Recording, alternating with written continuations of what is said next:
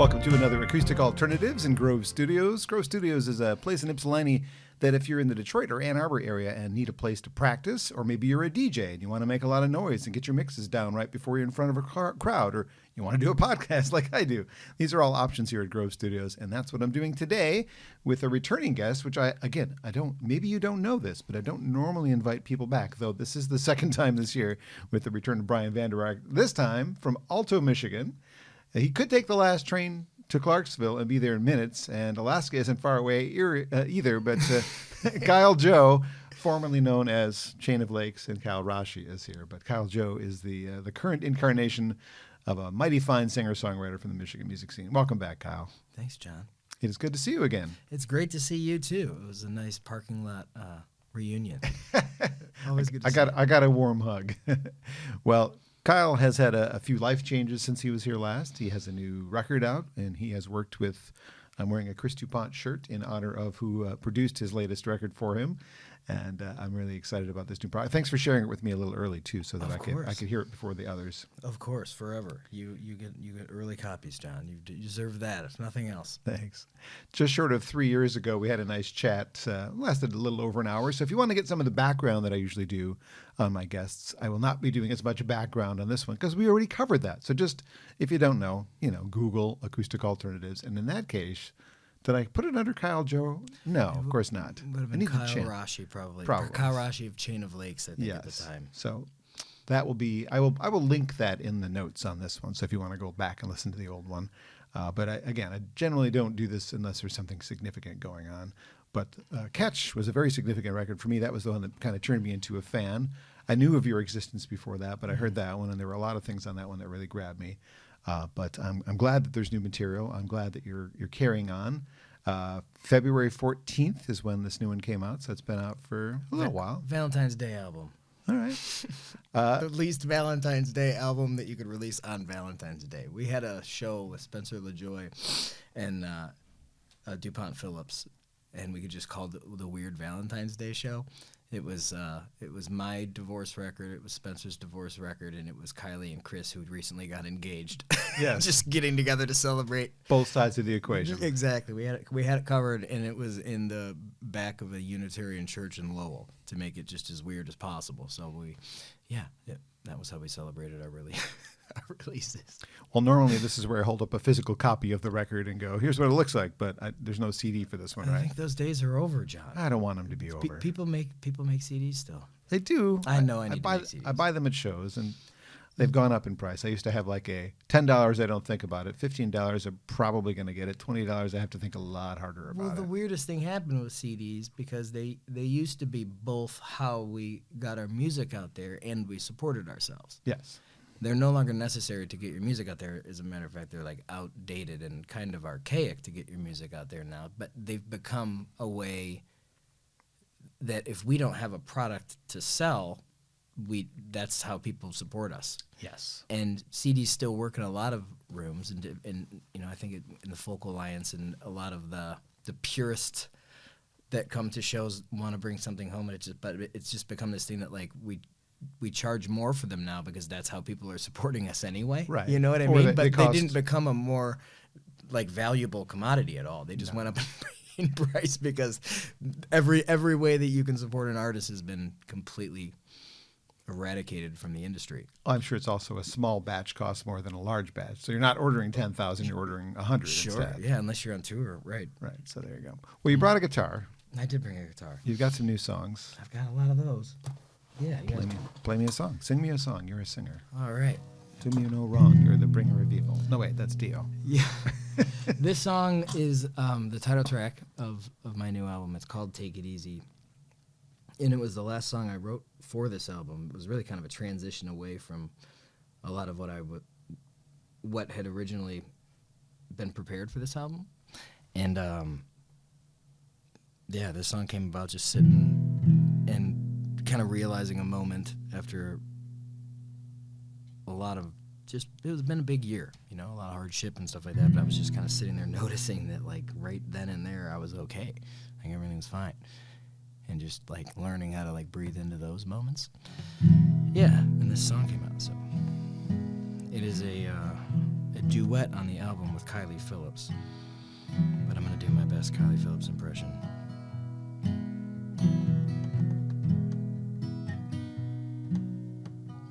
I came here to sit and take it easy.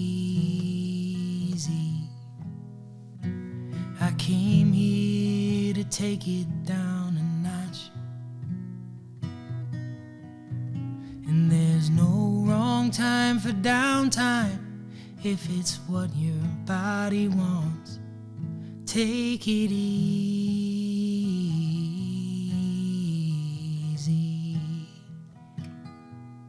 Take it easy.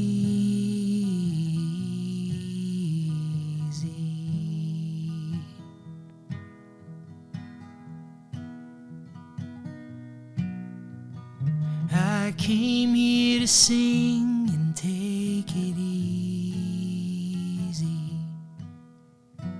I came here to loosen up the rain.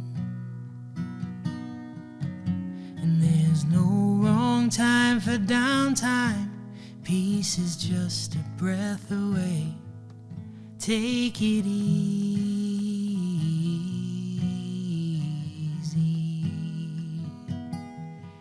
Take it easy.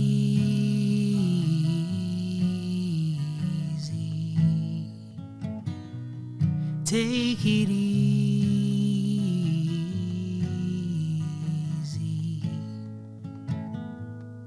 Take it easy.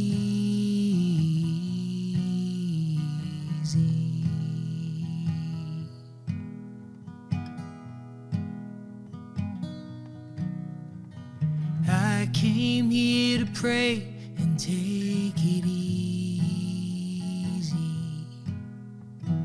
I came here to lighten up the load. And there's no wrong time for downtime if it's keeping you afloat. Take it easy.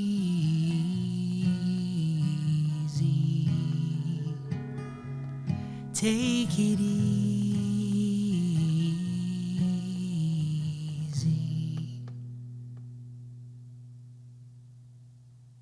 Kyle, Joe.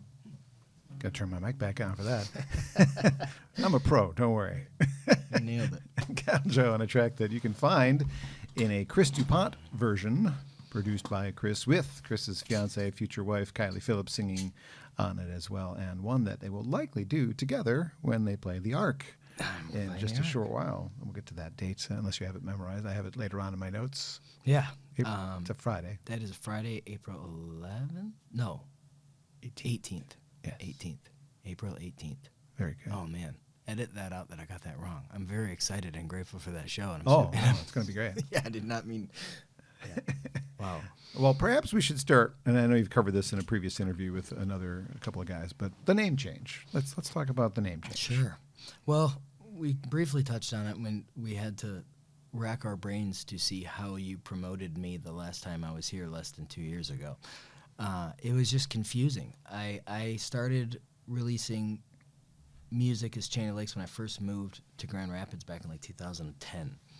And I think I wanted the project to be more of a band, and it was kind of when like Iron and Wine, Bon Iver, all these songwriters were kind of making that work. The Postal Service, sure. Ben Gibbard, and everything. And so I just went that route then, just because my name is not phonetic. I mean, how long can you be called Rasche? You know, right? Before I think I was a little self-conscious about that. And I released a lot of records, and then right around when COVID happened, I really just delved into the craft of writing, as opposed to like being like a band leader or trying to like make this product and tour it and all the old pursuits of being famous or being successful, right, as my quotations go up. And I started getting hired for like songwriter retreats and workshops and stuff like that, and there was a couple contests that I won that were like under my regular name. So I was just having all of these things in my career happen that were really, really good, that weren't like centralizing to one band. You don't get hired to teach a songwriter workshop as a band name. True. You know, and then I was even like the songwriting accolades and stuff that were coming in were under a name that I had never released any music under. So it was just, I think it was a poor business. And then just to centralize it, it made more sense for me to just pick a name. And again, I didn't want my last name getting butchered on the radio. As I'm sure has. Yeah, honestly, it was a very simple business decision to that 7 letters that no one will ever mess up. That's true. Very easy. Yeah. And easy to Google. Easy to Google. Yep. Kyle, my middle name, Joseph. There's other Kyle Josephs out there. And I think one of them is not in the most savory of industries. And so it was just, there wasn't another Kyle Joe. Okay. So it was easy. So porn star Kyle Joe is here today. No, wait, Yeah, sorry. that's right. No, we've got the musician. Sorry. I was confused for a minute there. No one's getting confused with that, I promise. But it didn't need to be Googleable. Okay. Well, you don't have to dig too deep into this if it's an uncomfortable thing. But significantly at home, you've also been through a life change. Yeah. A lot of changes on that front too, and just forging ahead, kind of rearranging the family a little bit, and big emotional stuff for sure that have made the creative pursuits like more important to me personally. I think as a therapy and as a place to go that's familiar, and also like really beautifully just kind of made a lot of like the validity and the validation experiment of going out and trying to find that elsewhere. It's kind of eliminated that from my life and kind of distilled it down to like what's important with my daughters and my wife, and just making sure that everything's good at home. But yeah, big changes for sure. A lot of the songs from your past, because you write about things that happened to you, and they might be about her. Are those songs? Sure. Are those songs that you can't sing anymore, or do you kind of detach yourself and say, well, somebody else has probably assigned a different human to this song? I think our job as songwriters at our best is to sum up the human experience in a way that is relatable. You've been very generous about sharing with me what some of my songs have meant to you personally. At that point, I'm not in it. There was a craft element to it, and certainly like I'm proud to have brought that to the forefront, but that doesn't mean that I'm where you are with that song. And I guess about isn't really the way that I go about it, but those songs are always going to be for her. Sure. And I love that. She deserved and continues to deserve every single one of them. So if somebody shouted out one of them, you wouldn't be like, nope, can't play that when it's uncomfortable. I have songs like that I don't particularly want to play, but none related to regretting expressing pure love in the moment. I meant every word. I'm proud of my catalog in that respect, that I really I put a lot into making sure that I want to say those things forever, and I certainly did. Yeah, there's no love lost in what's happened over the last years. It's been very conscious, deliberate, and loving rearrangement that I'm really grateful for. It doesn't mean it didn't hurt like a bitch, but yeah, I need to learn how to regulate my nervous system and be at my best when I'm hurting too. So a lot of lessons this year, John. I don't think that's unique, though. I think, again, that's our job as songwriters, is to just find those lessons or those moments and put them in a package that can be shared and observed and absorbed. Well, something really cool has happened as well in the last year. You got to tour with a favorite of mine, David Wilcox. Oh, man. Tell me about that. That week of my life was, it was really special. It was really special. Just to spend time with a song man, and that's what David Wilcox is. For anyone who has not delved into his catalog, you need to set aside about a month just to hear every song twice, And I encourage you to hear every song at least twice, because that guy, he lives his craft. And that was, I think, the big lesson that I took away, is that if you want to be a songwriter, like walk through the world as one. You know what I mean? Pay attention. Our whole life experience is the data. So wake up and with intent go through your day with that craft and that mission or, blessing at the forefront. And he does. He is always mining, experimenting, practicing. He just oozes it, and to really be in his presence for that week and to see him validate that. I mean, I'm not at David Wilcox's level, but I certainly am in that mode a lot, and it's always been kind of a lot for the people in my life. I don't watch a game. I'm noodling on something while it's on in the background. I'm just kind of always in that mode too, and it's been it can start to feel like it's annoying for when you're coexisting with people that maybe aren't, and to just be with somebody that is totally down to keep nerding out about songs 24/7 and to just spend a week with one of the greatest, in my opinion, to ever do it was just, it was, everyone, mountain climbers have that one mountain in mind that they'd love to just spend some time on. Yeah. Getting to spend a week with that guy and just feel what he puts into the craft that I love so much was life-changing. It was really awesome. And he's just to have David Wilcox as a friend that I get to text with about weird song ideas, knowing that there's nothing that's going to be too weird for that. No, not got that guy. He's gonna throw it right back with a little bit of his own weird, and it's fun to write with him and make things, and you guys wrote a song that he put a Facebook video out of, and I don't think it's available anywhere but Facebook, which kind of bothers me, but I feel like it should be out there. It was Mustache and Glasses. He was really, really sweet. We just wrote and shared songs the whole time that we were on tour together. We ended up not even using a lot of our hotel per diems, and we would drive back to my apartment in Grand Rapids and call LaJoy, and I think Andy Baker came over, Travis Atkinson, Nikki D.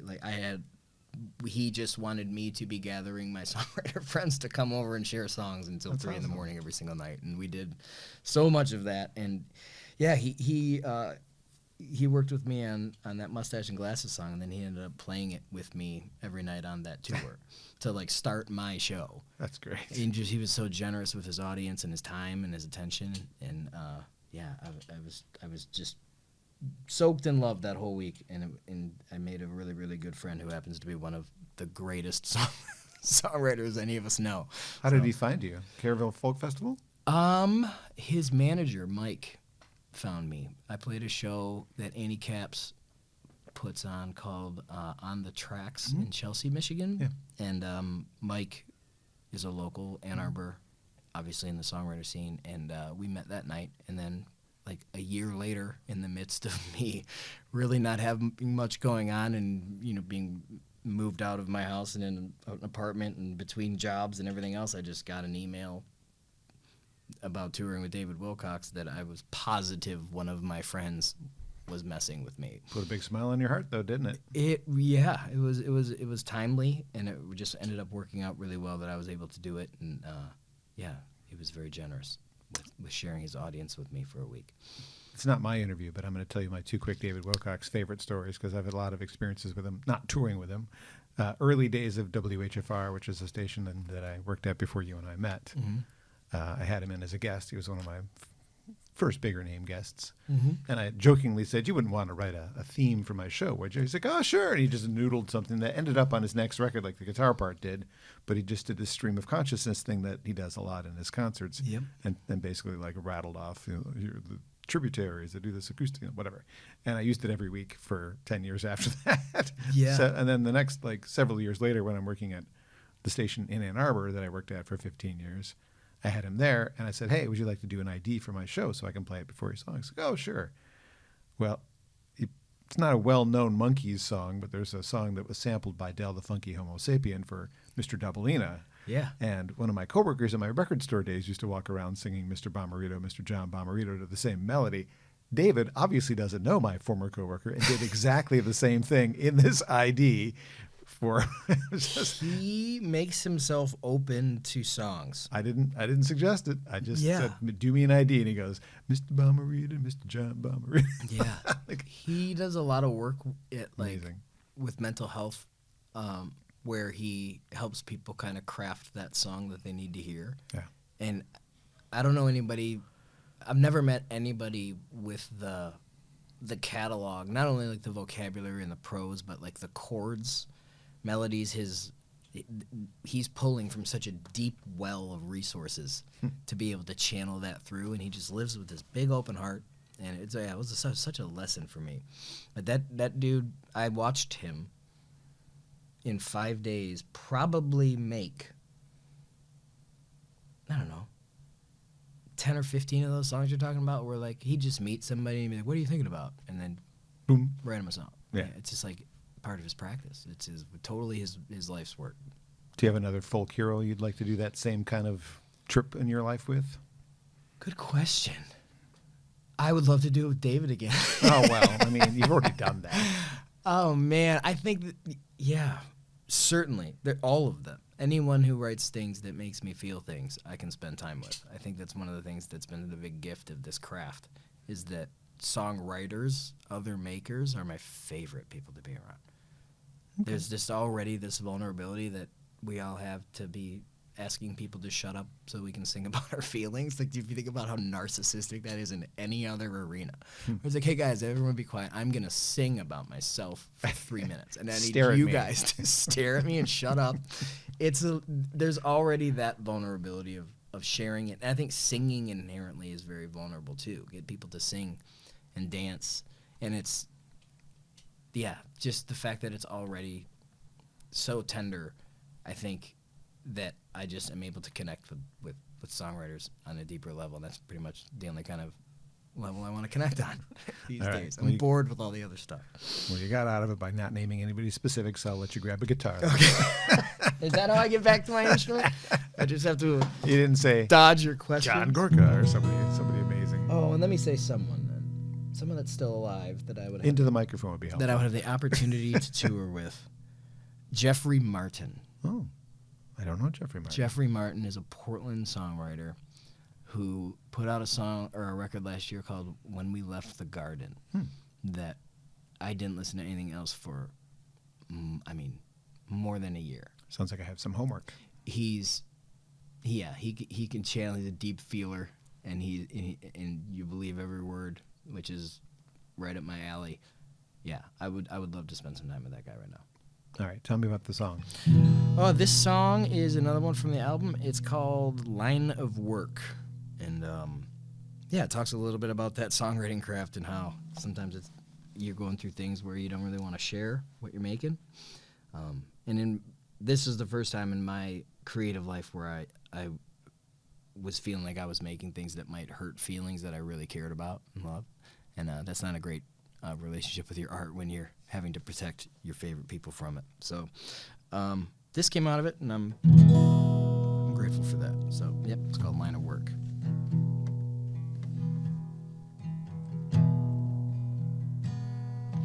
Gaze at your fortune, but not with eyes open.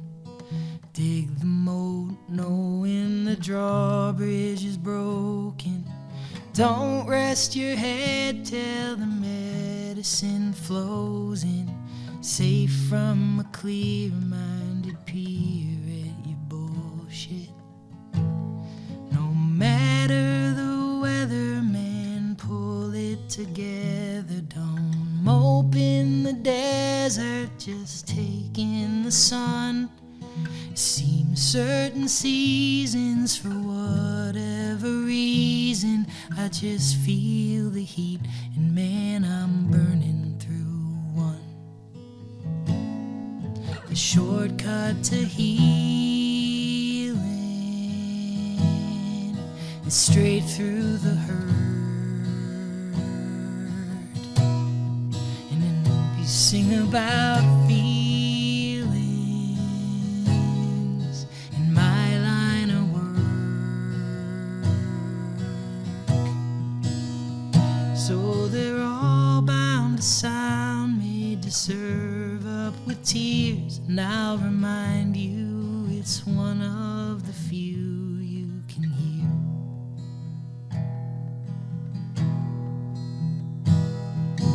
My Irish roots mixed with lack of composure to produce this bona fide guaranteed ghoster.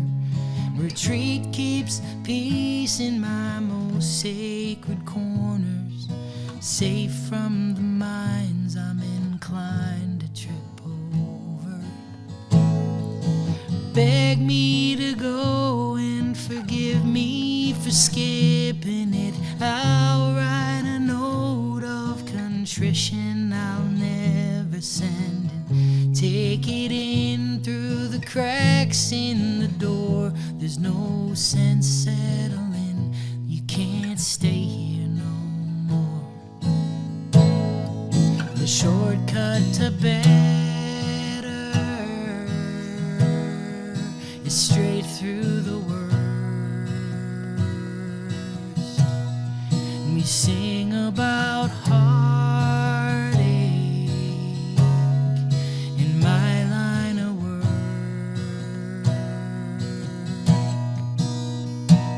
So they're all bound to sound like some darkness to shroud. And I'll remind you, most songs I don't dare sing out loud.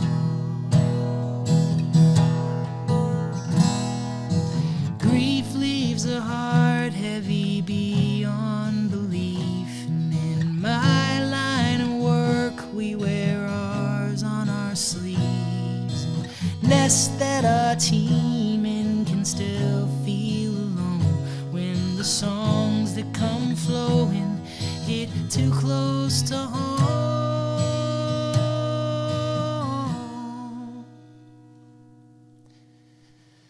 The shortcut to calm is straight through the fits. And in my line of work, from what I've learned, that's as bad as it gets.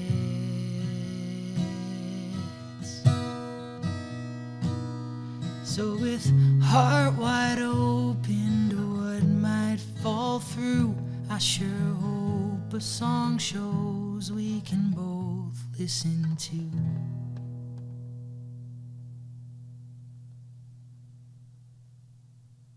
My guest on Acoustic Alternatives is Kyle Joe, performing songs from his new record, Take It Easy. Heart fully on sleeve on this one, and very honest, very, well, there's a lot of pain in those songs, but they're beautiful, and I love them. Yeah. Thanks for doing that. Thanks. Grove Studios has been the home of the podcast since I started doing it with, actually, Chris DuPont as my first guest back in the fall of 2020. You may remember the fall of 2020. We were wearing masks then. Yeah, I bet.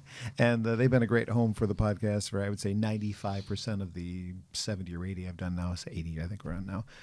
And they've been great hosts and continue to support me and give me a chance to do this right here in this room, even though we were down the hall, one of the many other places you as a musician. If you were coming with a full band, Kyle, and you wanted to practice before your ARC show with a full band, like, where are we going to practice? 24/7 operation, keypad, you can come in whenever you want, just pay for your hour, get here, do your thing, leave. Keypad, it's so simple. So whether you're a musician, DJ, podcaster, they've got a space for people like you and me to do this thing. So I'm so I've grateful. heard nothing but great things from so many peers and colleagues that use this space. Yeah, they're super nice, super nice. So glad to be part of it. The family, I guess. They treat me so well here. So anyway. Good.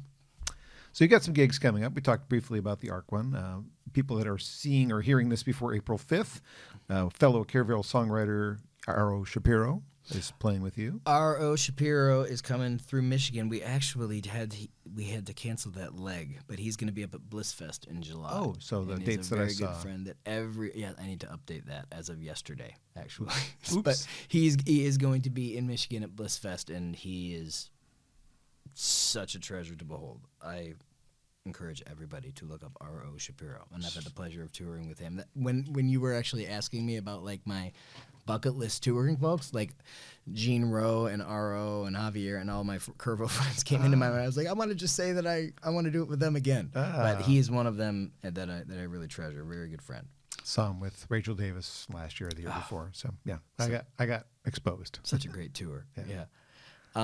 Yeah. So RO, and then I'm playing April 11th with Spencer LaJoy and my friend Jeremy Facknitz, who's a Kerrville veteran as well, and that's at the old 7 steps up, the new Temple Lounge. Temple Lounge. Haven't been there since it's been redone, but I've been there. Everyone should please make a trip to Grand Haven, Spring Lake area, and see a show there. It's so special. Yes. Chris is doing such a great job in putting all of his love into that space, and yeah. My dear friend Cheryl is helping out. She's part of that team. Oh, good. Yeah. Grove.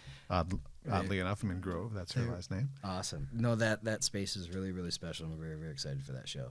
Give me a little send off for LaJoy before they move out to California in May too. I'm missing out. I have not done the Spencer LaJoy thing yet. Oh, we'll get you there, John. Okay. It'll be worth the wait, I promise. Spencer's got to get over here, I guess. Mm-hmm. You're also got something with a longtime favorite of mine, Jen Siggett's, coming up on your schedule. Yeah, at Salt of the Earth. That's going to be my first show with Alex, too. Okay. Yeah, that's always a really special room. It's cool to... There's something about full bellies and folk audiences. There's something to it, and that's a good place to get a nice full belly and,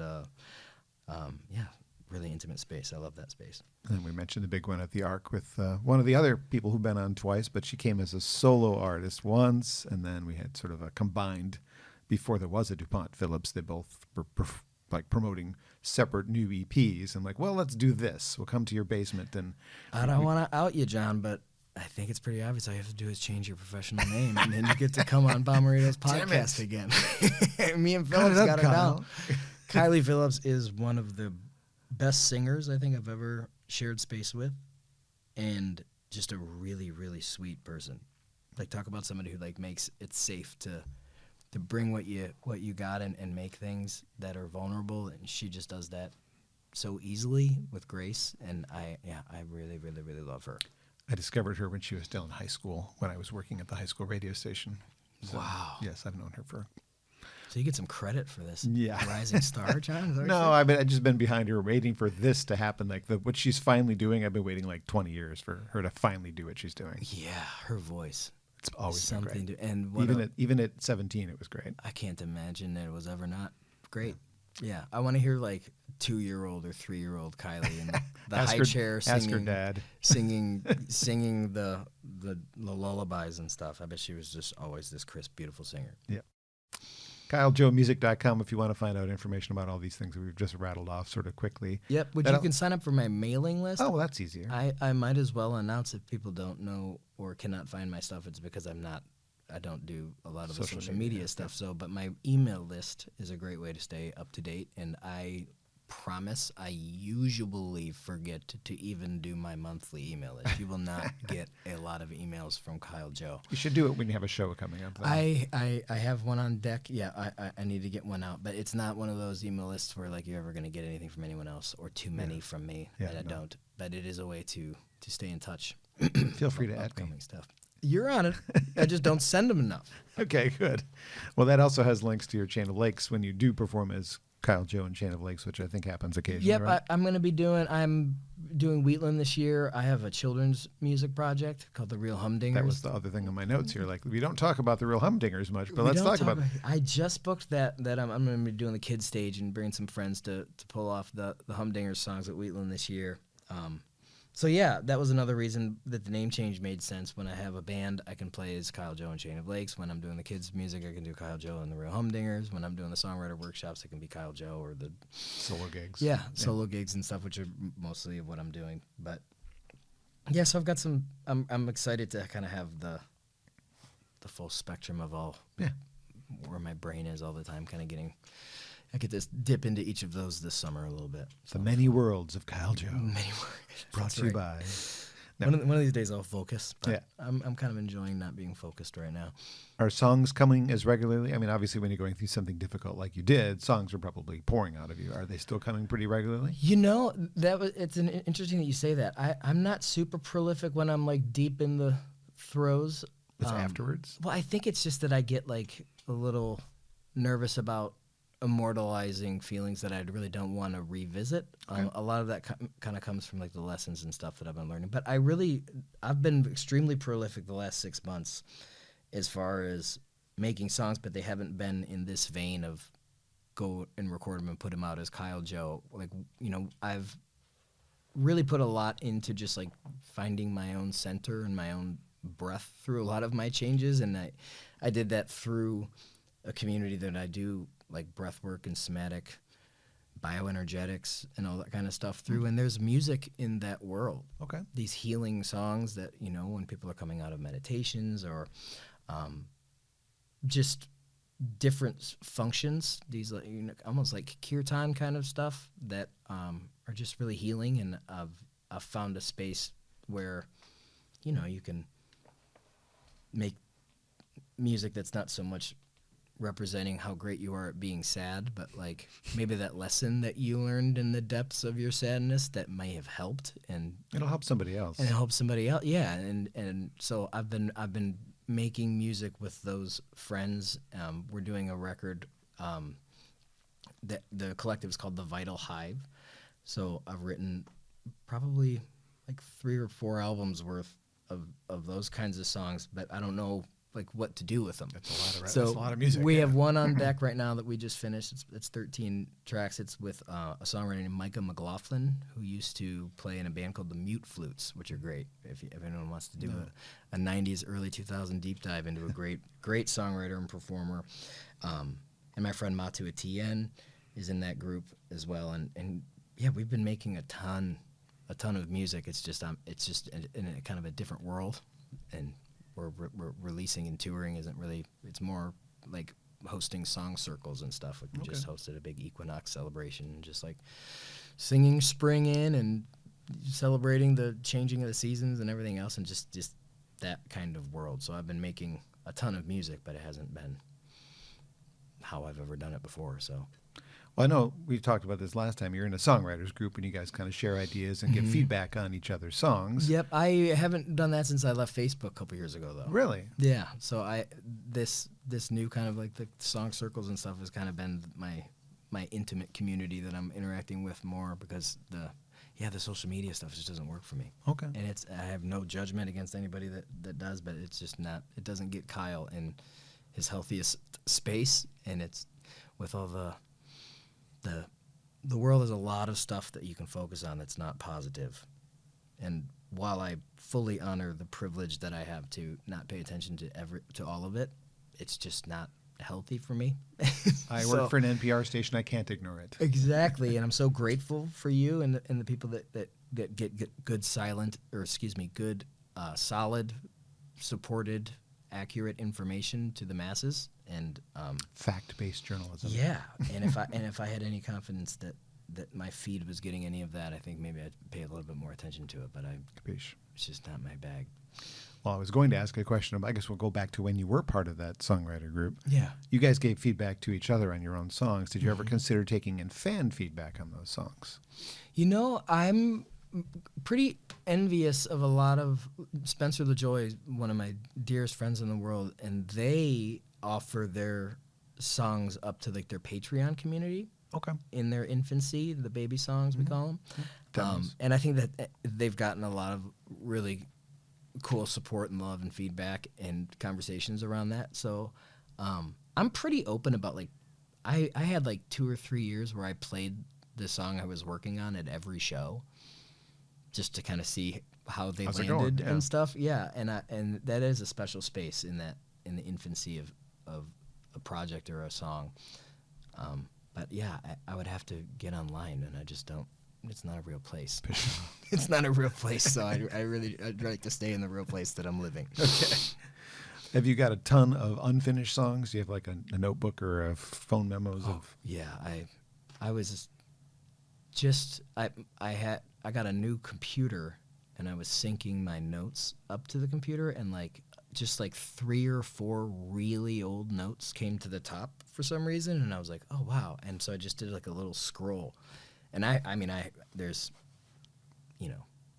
600 or 700 little note files, and then I have the audio things. You're driving in the car. Oh, don't want to forget this. Yeah, lots and lots of those. Yeah, I mean, there's a lot of unfinished songs. I'm not really sure what the next move is as far as recording. I think I might do a Heart Songs album. just of those more meditative stuff. And if I do, it'll be with Chris. Oh, that makes sense. Because I just love that human being, and working with him is such an incredible experience. I bet, for sure. All right, think about this more from the I could pull this off as opposed to it's my favorite album. If you would do an album from start to finish and maybe record it or maybe just do a live show, you decide on that when you answer. But like if there is an album that you think you could do justice to, what album would that be? As a cover? Like cover the whole album? Yeah. Again, I'm not saying what's your favorite album. I'm like what you have to be able to do the album justice. That I could do justice to. Or put your own spin on and feel like you own it. It's really when you do a cover, isn't that the best way to do it? Yeah. I love finding songs in a very specific genre where like the presentation of the song, either be the instrumentation or the production or the style of like singing is very at the forefront, but discovering that like that song at its bones is like a really, really good song. And I have really discovered that with Billy Joe Armstrong's writing. Okay. From you Green Day. You mentioned him in the last interview. I love playing those songs stripped down. So I think I could do like a pretty great cover of Dookie or something like That'd that. be fun. I mean, they might not that you necessarily want to be like the guy known for doing that, but that might open a door to get you more attention. I'd love to be the guy known for doing that. I love those songs, and yeah. I just meant you want to get known for writing your own songs. Sure. Too. I mean, you don't want to become a national touring artist if that's even in your sights because you did a covers album. But sure. Sometimes that opens the door to somebody finding out about the other stuff you've done. That's what I'm saying. But I really, that's funny. Did I really bring up Billy Joe Armstrong in the last two? You did, yeah. In fact, Rick, one of the owners of the studio, commented on like, oh, I love Billy Joe's writing as well. So if you look at like the Facebook video for what we did, or not the Facebook, the YouTube video, it would say, Rick saying. I would do something with those old songs, or maybe like a great hip hop artist that I think just really uses words well to try to like repurpose those into another style, just to highlight the great writing. Because I just like good poetry, good poets, Well, Take It Easy is your latest collection of poetry put to music. Mm-hmm. What song would you like to do now? I will do, if I could retune for a second, I could can do retune. one. We'll just drop in a quick mention of Grove Studios again for being great hosts and a spot that folks who live in the Ann Arbor or Detroit area can use as a place to practice. So thanks to Rick and the crew here. Tell me a story about the song while you're tuning in. If you So could do this it. song is called Knots, and I've got those on my shoulder. yeah, I do. well, maybe this song will help a little bit. I was sitting with a friend at one of our kind of meditation breathwork retreats, and there was a tree jutting out from the tree line, like right over a hot tub. And my friend, his name's Eli, is a tree excavator, arborist. So knows everything there is to know about trees and plants. And I was mentioning to him, looks like you got some work cut out for you here. Like, you might have some business taking down that tree. And he looked at it and he was like, that's the strongest tree in the entire tree line. What are you talking about? And I was like, say more about that. And he was explaining that those trees that have to grow sideways, if you will, and hold a difficult pose to get sunlight, to get their photosynthesis, are the ones that are the strongest. Much like human beings that have to, like you get strong by pushing weight and resistance, right? And he pointed out, like, if you look at like overhead footage after like a tornado has decimated like a grove of trees, and you see like a few mangled trees still standing, I think in my like childhood brain I thought like, oh man, the storm mangled those trees. No, those were the ones that had to fight for photosynthesis to hold themselves so weird that they were impervious to the wind. Wow. I've been scienced already.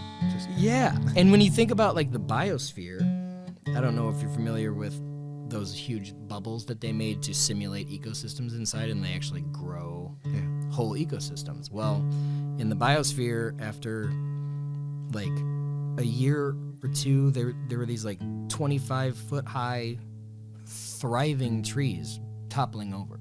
And they were like, what the hell is going on? The root systems were great. Every photosynthetic, nutritional water need was met for these trees, and they were just falling. And they couldn't figure it out. They called an arborist, they called an ecologist to figure out what was going on. And what they concluded was that while they had all of the nutrition that was necessary and the light and the water and everything to make these trees thrive, what they didn't have was wind. So they fell under their own healthy weight. Wow. And that is a long intro during a longer tuning to introduce this song. So this song is called Knots.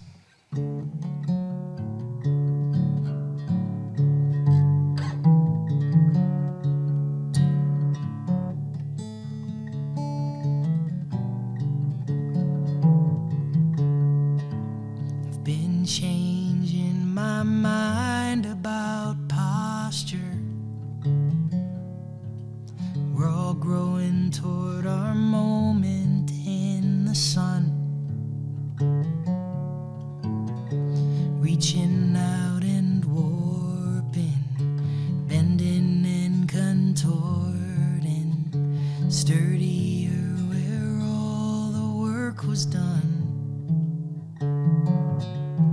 And there's a clear definition of hard lesson, how scars growing hardier than skin, how it takes all I've got to drive a splitter through the knots, fiber where the wood lost her limbs. There's no weakness in growing sideways. If you can't see me, I can't see you. Tall and straight makes lovely banisters, they say. But show me who's been through a thing or two. Show me who's been through a thing or two.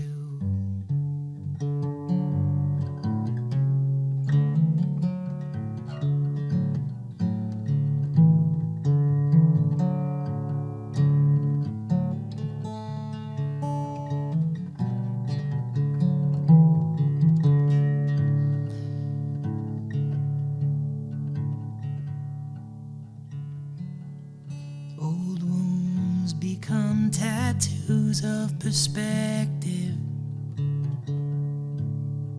In pain, the great teacher never rests. And love is on a mission, and grief is the resistance, as this old heart of darns can attest. There's no weakness in growing sideways. If you can't see me, I can't see you. Tall and straight makes lovely banisters, they say.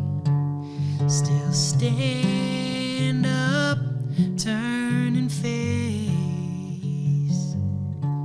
Stay curious, stay patient, stay safe, and stay grateful for the work and not the pay.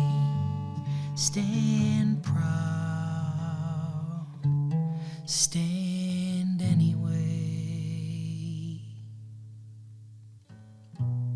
There's no weakness in growing sideways.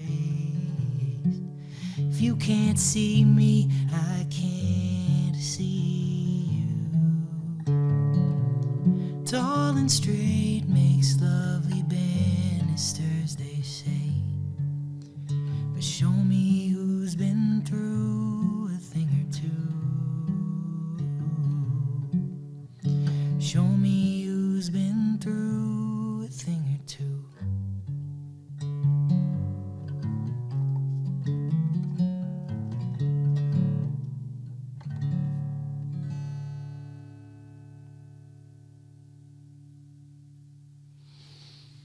track is called Knots. You can find it on the newest Kyle Joe EP, the first Kyle Joe EP, technically. The first one. Because it's nothing else under that moniker. It's kind of nice to have a debut album 22 years into writing songs.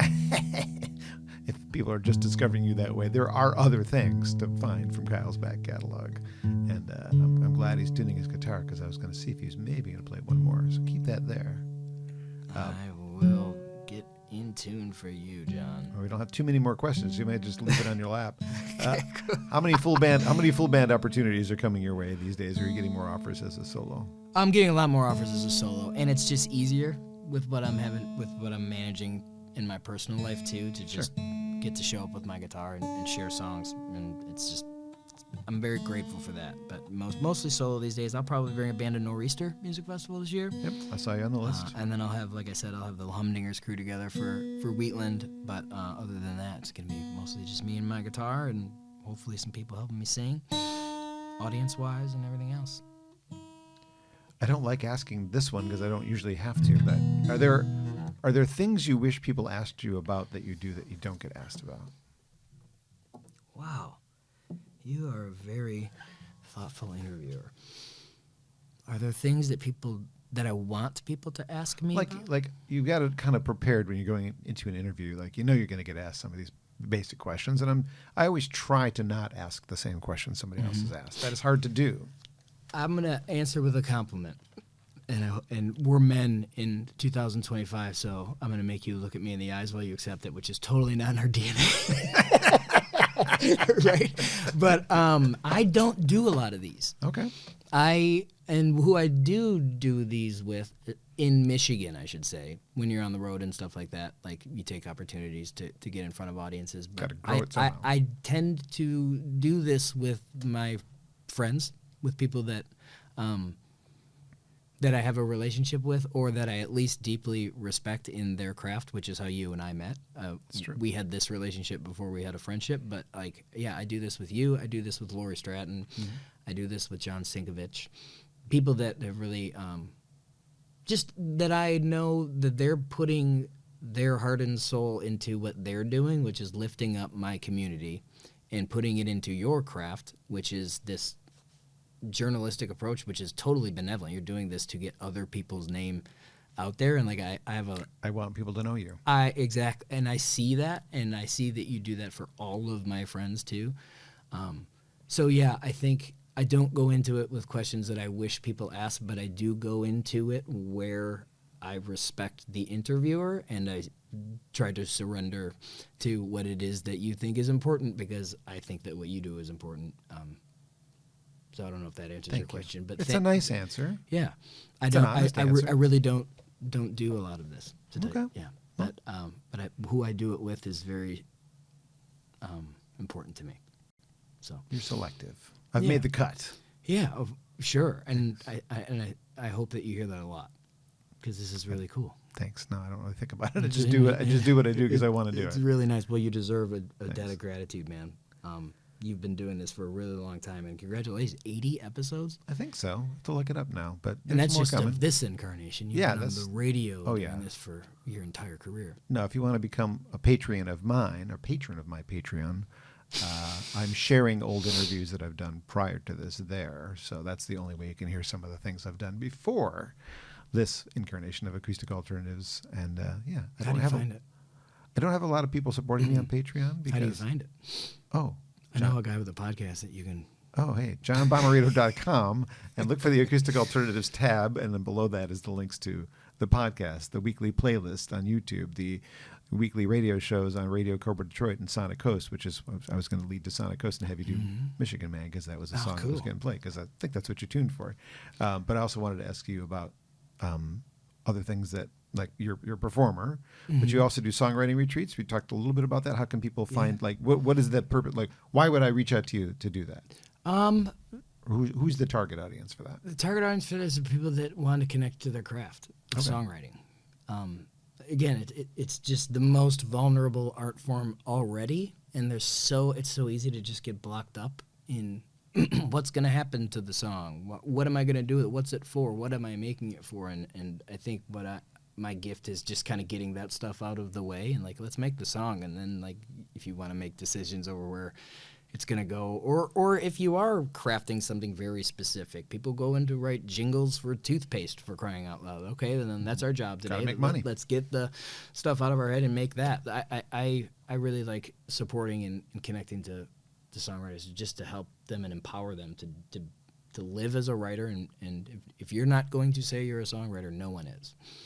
It's very important for you to kind of call your shot. I identify as a songwriter. Exactly. Yes. Yeah. So, but you can find me and get a hold of me through my website, and I've been doing like one-on-ones with that too. And then a lot of the workshop and stuff that I do is a lot of hired by festivals and stuff like that. KyleJoeMusic.com. KyleJoeMusic.com. Another way to find more about this newest record, the older records, and the new record includes a song called One Michigan Stop Made. Shop. The new record, yep, that was the first one that Chris and I made and put out. I wrote it again, just like Take It Easy. Like I had a whole album and a half of songs that I sent to him.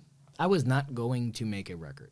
I had no plans to. I was in the middle of a divorce, moving out. It was in between day jobs, just trying to like ends were not meeting, and there was no. You were floating. There were none of it was not. They were not aligning either to see where the ends were going to meet, and I just didn't really have it in me to do it.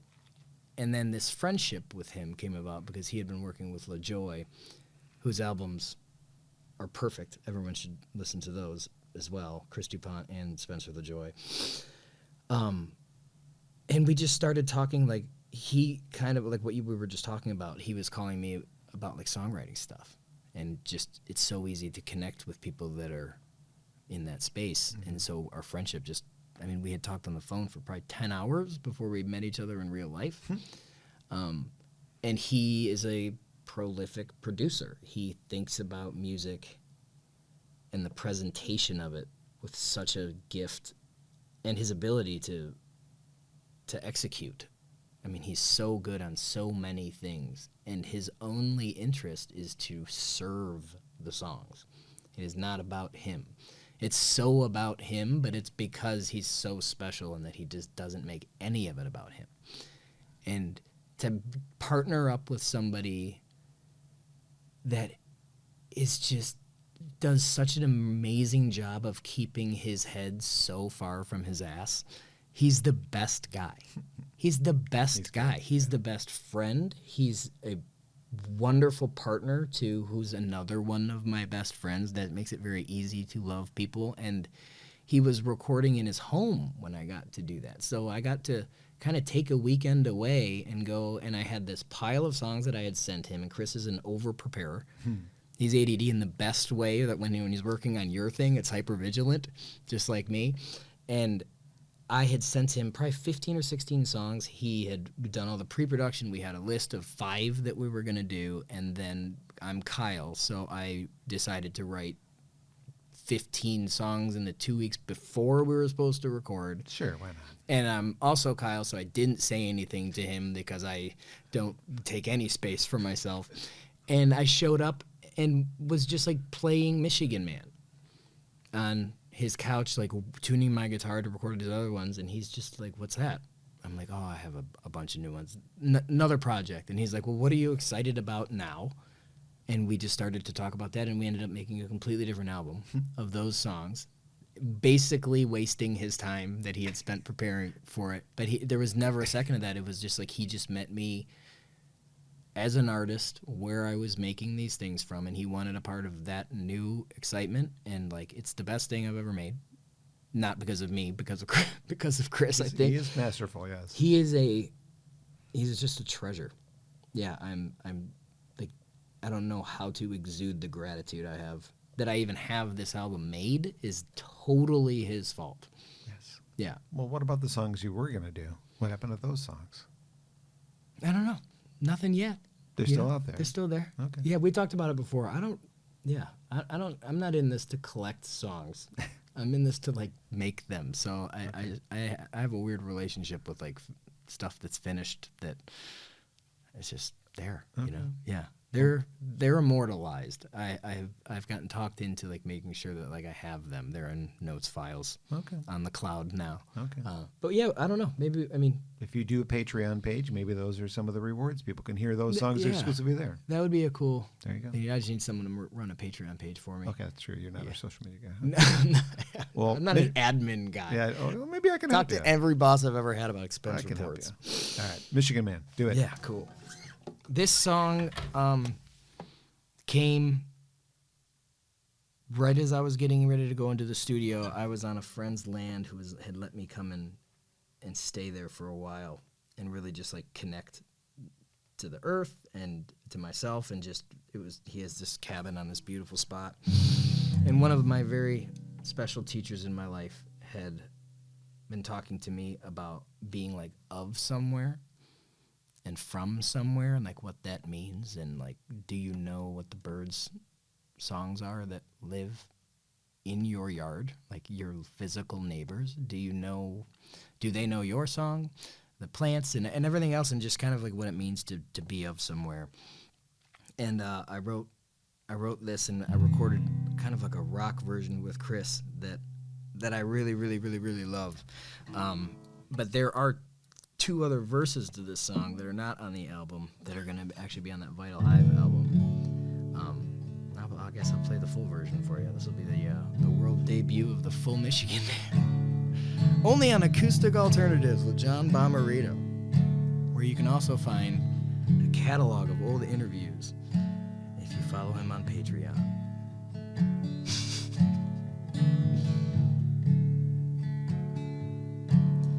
I'm a man, I'm a man, I'm a Michigan man.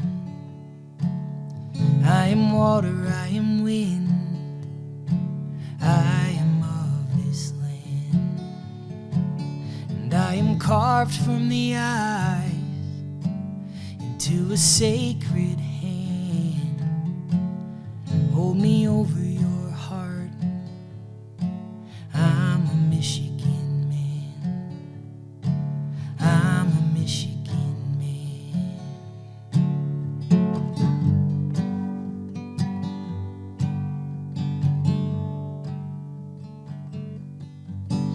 I'm a woman of this land. I am the saltless sea. Dune grass waving in the sand on an endless beach. With an outstretched hand and a steady heart, I'm the mother of the morn, I'm the maiden of the dark, I'm the mother of the morning, I'm the maiden of the dark.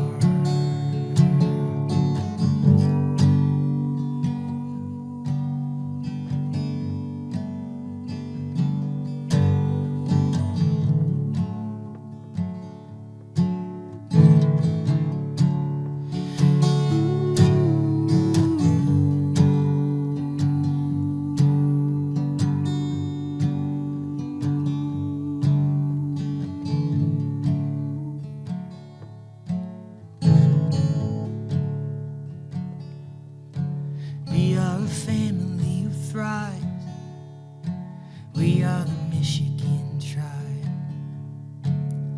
We're the siblings of the streams. We are the buzzing hive. Where the seasons change, where the choices to grow.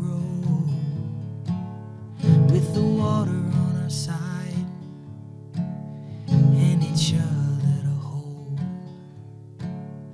With the water on our side and each other to hold. Hold me over your heart. Hold me over your heart. Hold me over your heart.